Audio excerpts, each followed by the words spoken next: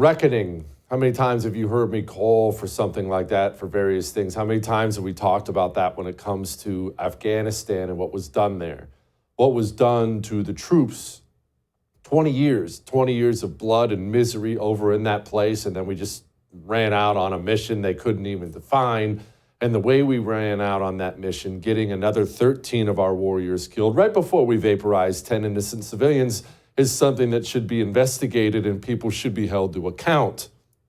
My friend Jerry Dunleavy wrote a book with my friend James Hassan. The book is called Kabul. Highly recommend you pick up that book if you want to know what we did over there. So, Jerry, before we get to what you did today with the resignation, could you please talk about this foreign affairs investigative team?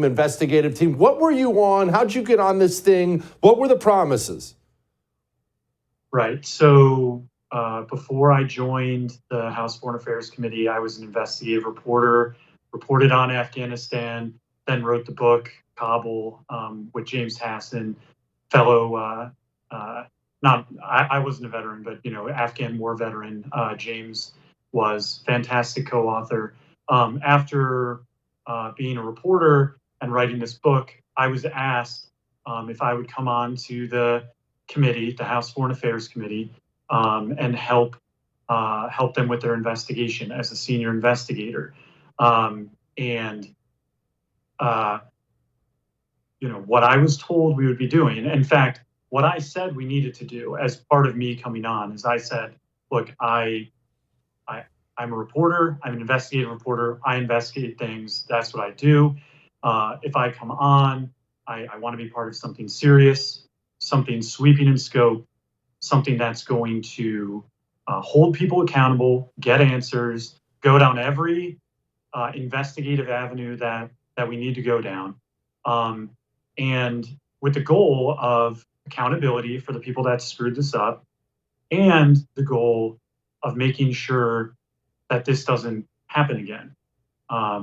Jerry, can I pause you just for a moment? Who invited you to come on? Who were the people who wanted today called Jerry, get on our committee? Who was it? Senior staff members of the committee asked me to come on, and I was hired personally by McCall. Yeah. Okay. All right. Yeah. We met in his office and talked about the investigation, and during that meeting about bringing me on, he made the same promises as he's made publicly. So I'm not really giving anything even really away here. That the investigation is going to leave no stone unturned.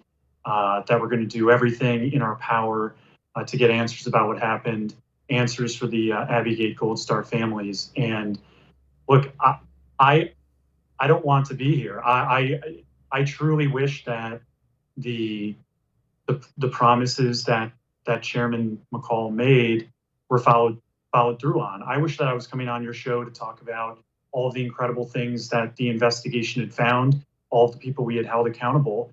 But unfortunately, that didn't happen.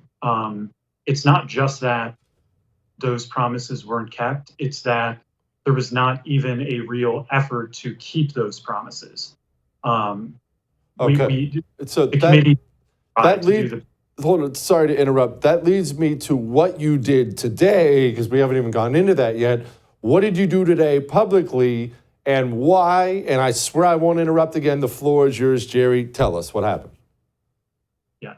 So today I did, actually on Friday, I sent in my letter of resignation. I resigned in protest from the committee. I made that public today. After speaking with the Abbey Gate Gold Star families, letting them know kind of what I had done and what I was planning to do. It had to be done. The committee is not doing the basic things that it needs to do. The things that we have done oftentimes have been treating people with kid gloves, people that share a big piece of responsibility for what happened. Our hearing with Zalmay Khalilzad, who was the U.S.'s top negotiator with the Taliban in 2020 and in 2021, So President Biden kept him on. A nefarious guy. All of the evidence points that this guy is a bad actor. And when we brought him in, we treated him with kid gloves, and that was extremely disappointing. We brought in Chairman Milley and General McKenzie, the two highest-ranking military officials at the time of the withdrawal in 2021. They share their own piece of the blame as well, and the committee, the chairman, and the committee, in my view, deliberately let them off the hook. And so the things that we have done, we have not done in a serious way. And there are tons of things that I've been insisting for many, many, many, many months that we do, questions that we need to ask. We failed to bring in the top military commanders on the ground during the NEO. That would be General Donahue, General Farrell Sullivan, Rear Admiral Vaisley. I've been saying for many months that we need to bring these guys in.